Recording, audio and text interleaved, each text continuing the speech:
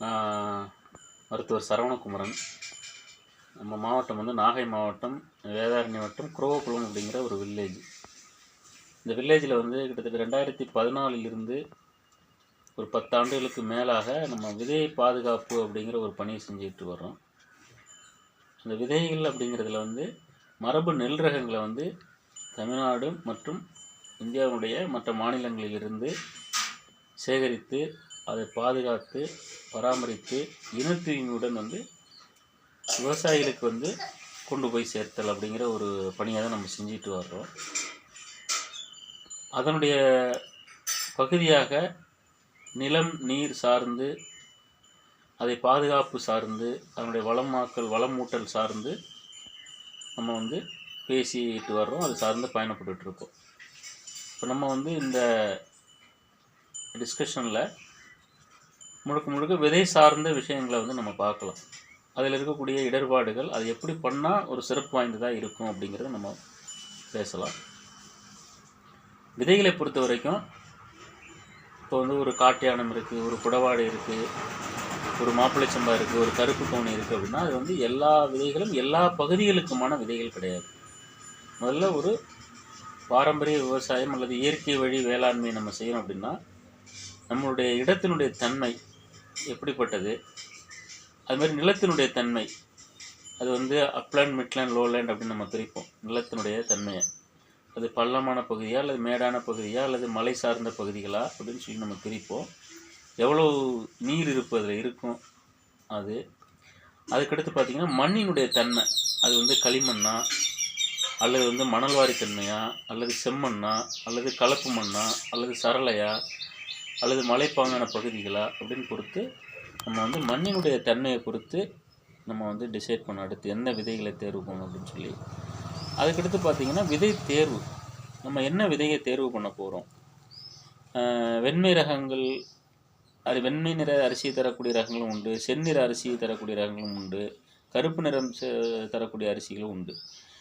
நம்மளுடைய இடம், நிலம், மண்ணினுடைய அமைப்பை புரிஞ்ச பிறகு நம்மளுடைய விதை தேர்வு வந்து இப்போ மாப்பிள்ளை இது தங்க சம்பா ரெடி பண்ணுறோமா அல்லது தூயமல்லி அரிசி வேணுமா அல்லது வந்து சீரக சம்பா அரிசி வேணுமா அப்படிங்கிறத நம்மளுடைய இடத்தை பொறுத்து மண்ணினுடைய தன்மை பொறுத்து தேர்வு செஞ்சுக்கணும்.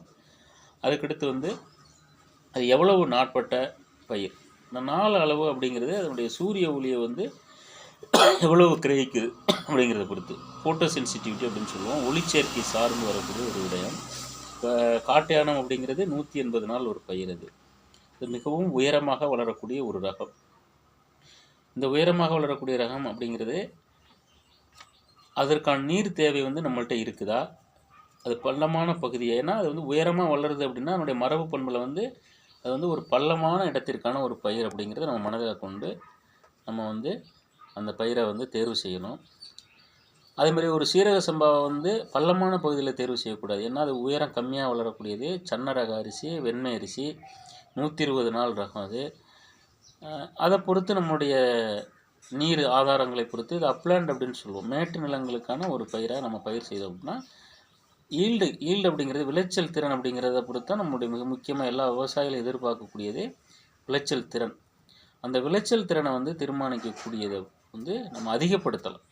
நம்ம இடத்திற்கான ரகத்தை வந்து நாம் கண்டுபிடிச்சி எடுத்து பயிர் செய்தோம் அப்படின்னா சிறந்த விளைச்சலை, ஒட்டு ரக விதைகள், வீரிய ரக விதைகள் கொடுப்பதை விட அதிக விளைச்சல் கொடுப்பதை நம்ம வந்து ஆய்வின் முடிவில் நம்ம பார்க்குறோம். அதுக்கடுத்து வந்து நடவு முறைகள். நடவு செய்யும்போது ஒரு ரகத்தை நம்ம தேர்வு செஞ்சுருக்கோம். அந்த தேர்வு செய்யப்பட்ட வெரைட்டிக்கு வந்து நீர் அளவு, இப்போ காய்ச்சலும் பாய்ச்சலும் அப்படின்னு சொல்லுவாங்க. அதுக்கடுத்து அல்லது ஒரு 3 மாதம் தண்ணி இருக்குமா அல்லது வந்து 3 மணி நேரம் தண்ணி இருக்குமா அப்படிங்கிறது நீர் இருப்பை பொறுத்து, நீர் ஆதாரத்தை பொறுத்து நம்மளுடைய வெரைட்டல் செலெக்ஷன் அப்படிங்கிறது மிக மிக அவசியமானது அப்படிங்கிறத நம்ம தெரிவிச்சுக்கிறோம்.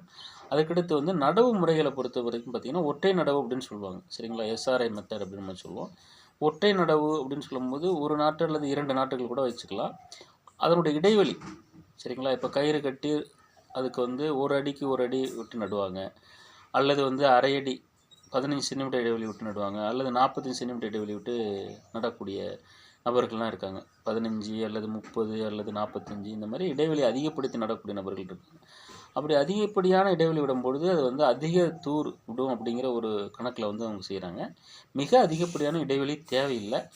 ஒரு குறிப்பிட்ட அளவு இடைவெளி இருந்தாலே போதுமானது. ஏன்னா கலை மேம்பாடு, அதுக்கடுத்து வந்து ஊட்டச்சத்துக்கள் தெளிப்பான்களுக்கான வழிவகைகளை ஏற்படுத்துகிறது. அதுக்கடுத்து ஆக்சிஜனுடைய தன்மை, மண்ணில் வந்து இலகல் தன்மை அதிகமாக இருக்கும். அந்த பர்டிகுலர் நெல் தாவரம் வந்து அதிகமாக வேர் விடுவதற்கான வாய்ப்புகளை இது உருவாக்கும். அதிக ஆக்சிஜனை கிரகிக்கக்கூடியதற்கான வாய்ப்புகளை உருவாக்கும். எலி மாதிரியான தொல்லைகளிலிருந்து நாம் வந்து பாதுகாத்துக் கொள்வதற்கான ஒரு வழிவகைகள் கிடைக்கும்.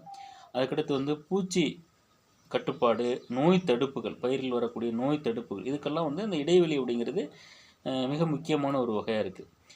பழஞ்சேறு முறை அப்படின்னு சொல்லி ஒரு முறையை நம்ம ஃபாலோ பண்ணலாம். எப்படின்னா, நம்ம வந்து ஒரு இடத்த தேர்வு செய்கிறோம். அந்த இடத்த வந்து கொஞ்சம் நீர் விட்டு அதை வந்து உழவு ஓட்டணும். உழவு ஓட்டி ஒரு 15 நாள் 20 நாள் வந்து நல்லா பழஞ்சேறு முறையில் வந்து அது மாறுற வரைக்கும் அந்த இடத்த அப்படியே விட்டோம் அப்படின்னு பார்த்திங்கன்னா, அதில் வந்து களைகள் வந்து முளைக்கும்.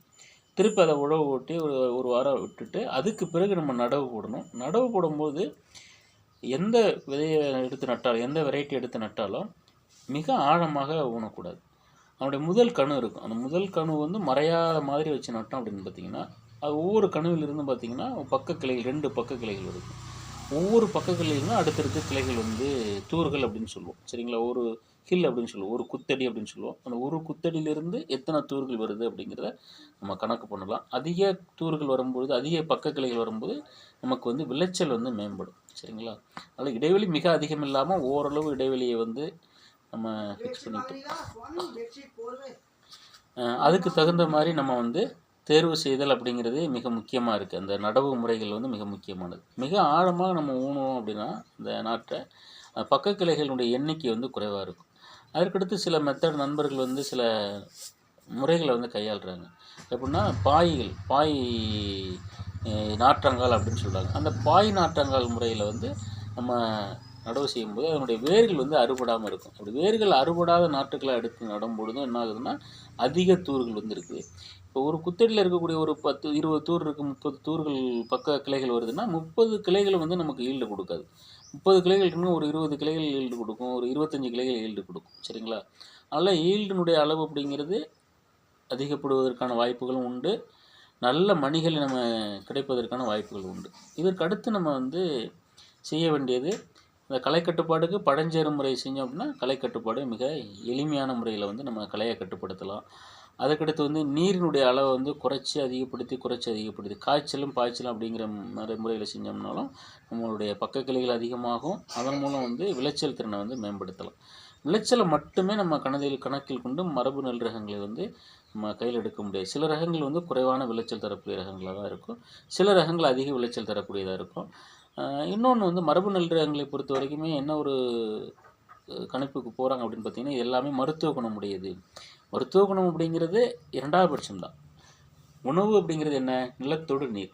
அந்த நிலத்தையும் நீரையும் நம்ம வந்து நஞ்சில்லாத நிலமும் நீராக நம்மளுடைய வருங்கால சந்ததிக்கு கொண்டு போய் சேர்க்கணும். அப்படி சேர்க்கும்போது அந்த இடத்துல உற்பத்தி செய்யக்கூடிய ஒரு மரபு நெல் ரகத்தை கொண்டு உற்பத்தி செய்யப்படக்கூடிய அல்லது மரபு விதைகளை கொண்டு உற்பத்தி செய்யப்படக்கூடிய உணவு தானிய பொருட்களை வந்து நம்ம உண்ணும் பொழுது நம்ம வந்து நோய் எதிர்ப்பாட்டில் இயல்பாகவே பெறக்கூடிய ஒரு தன்மை இருக்குது. அதனால் வந்து இயல்பாகவே எல்லா தாவரங்களுக்கும், பெருவாரியான தாவரங்களுக்கும் வந்து மருத்துவத்தன்மை உண்டு. அதை வந்து 2ஆம் பட்சமாக வைத்துக்கொண்டு நல்ல உணவை வந்து நாமும் எடுத்துக்கணும், நம்மளுடைய குடும்பத்தினருக்கும் நண்பர்களுக்கும் நம்ம வந்து கொண்டு போய் நம்ம கொடுக்கணும் அப்படிங்கிறதே நம்ம கவனத்தில் கொள்ளணும். அதுக்கடுத்து சந்தைப்படுத்துதல் அப்படின்னு சொல்லி நம்ம பார்க்கும் பொழுது, சந்தைப்படுத்தல் அப்படிங்கிறது வந்து ஒரு மிக கடினமான ஒரு பணி. வேளாண்மை செய்வதை விட நேரடியாக ஒரு விவசாயி சந்தைப்படுத்தல் அப்படிங்கிறது ஒரு பெரிய கள போராட்டத்திற்கு உட்பட்டதாக தான் இருக்குது. அந்த கள போராட்டத்தில் வந்து நம்ம அறம் சார்ந்து நேர்மையுடன் பணியாற்றுவது அவசியம். எந்த ரகத்தை நம்ம உற்பத்தி செய்கிறோமோ அந்த ரகத்தினுடைய பெயரிலேயே, இப்போ ஒரு கலர்பாலை உற்பத்தி செய்கிறோம், ஒரு கருங்குருவை உற்பத்தி செய்கிறோம், ஒரு ஓர்முண்டன் உற்பத்தி செய்கிறோம், ஒரு சூரகுருவை போடுறோம், ஒரு குழுவடிச்சன் போடுறோம், அல்லது ஒரு குடவாழையை நம்ம உற்பத்தி பண்ணுறோம்னா அதனுடைய உண்மையான பெயர்களிலேயே நம்ம வந்து மக்களுக்கு கொண்டு போய் சேர்க்கணும். நம்மளோட உற்பத்தி செலவை விட ஒரு சிறு லாபத்தை வந்து நம்ம வச்சு அதை வந்து நம்ம கொண்டு போய் சேர்க்கணும். இது எல்லாத்தையும் தாண்டி கூட்டு பண்ணை அப்படின்னு நம்ம வந்து ஒரு பிளான் பண்ணணும். நம்மளுடைய இடத்துல வந்து நெல் போடுறோம், அதுக்கடுத்து வந்து காய்கறி பயிர்கள் நம்ம போடலாம், அதுக்கடுத்து பழ வகைகளை நம்ம உற்பத்தி செய்யலாம், அதுக்கடுத்து வந்து ஊட்டச்சத்து மிக்க சிறு தானியங்கள் அப்படின்னு சொல்லக்கூடிய தானியங்கள் நம்ம உற்பத்தி செய்யலாம். ஒரு உற்பத்தி செய்யும்போது வார வார அறுவடை, 2 வாரங்களுக்கு ஒரு முறையான அறுவடை, 1 மாதத்திற்கான அறுவடை, 3 மாத இடைவெளி, 6 மாத இடைவெளி, வருடக்கணக்கிலுக்கான இடைவெளி அப்படின்னு சொல்லி பல வேளாண் பயிர்கள் நம்ம உற்பத்தி செய்யப்படும்போது நம்முடைய இடத்துல தற்சார்பாக நம்மளே பல உணவுப் பொருட்களை உற்பத்தி செய்யலாம். நம்ம உறவினர்களுக்கு நண்பர்களுக்கும் கொடுக்கலாம். அது சந்தை வாய்ப்புகளை பெருக்கணும் அப்படின்னா சந்தையிலையும் நம்ம விற்பனை பண்ணலாம். நல்ல உணவுப் பொருட்களை கொண்டு போய் சேர்க்கலாம். இது ஒரு ஸ்ட்ரக்சர். இதுக்கு அடுத்து இதை மேம்படுத்த அப்படின்னா நண்பர்களை எல்லாம் பக்கத்தில் திரட்டி ஒரு 5 விவசாயிகள் வேளாண் குடிகள் 10 வேளாண் குடிகளாக சேர்ந்து எல்லாமே ஒரு கூட்டுறவு முறையில் அதை நம்மளுடைய உற்பத்தியை வந்து பிரித்து கொண்டு ஒரு கூட்டுறவு அடிப்படையில் வந்து விற்பனை வாய்ப்புகளை நம்ம பெருக்கிறோம் அப்படின்னா இன்னமும் மிகச்சிறந்ததாக மாறும் இந்த வேளாண்மை அப்படிங்கிறது நம்ம கண்கூட நம்மளுடைய நண்பர்களுடைய செயல்பாட்டின் மூலம் நம்ம காண கிடைக்கிறோம். இதற்கடுத்து பார்த்திங்கன்னா மரபு நெல் ரகங்களை வந்து நம்ம மிக முக்கியமாக அறிவியல் அடிப்படையில் அணுக வேண்டியது அவசியமாக இருக்குது. எப்படின்னா அதனுடைய பண்புகள் அப்படின்னு சொல்கிறோம் சரிங்களா. அது எப்படி இருக்குன்னா நீடித்து தன்னோட இருக்கணும், அதனுடைய பண்புகள் நிலைத்து இருக்கணும், அதில் வந்து மாற்றத்திற்கு உட்பட்டதாக இருக்கக்கூடாது சரிங்களா. அப்படி இருக்கும்போது தான் அது பருவநிலை மாற்றங்களை வந்து தாங்கி வளரக்கூடிய ஒரு ரகமாக இருக்கும். அந்த மரபு பண்புகளை வந்து நம்ம வந்து கண்டறியணும். பார்த்திங்கன்னா ஒரு நெல் முதல்ல முளைக்கும் போது அதனுடைய முதல் முளைக்குருத்து வந்து ஒரு நிறமாக இருக்கும். அதை நம்ம பதிவு பண்ணிக்கணும். அதற்கடுத்து வந்து அது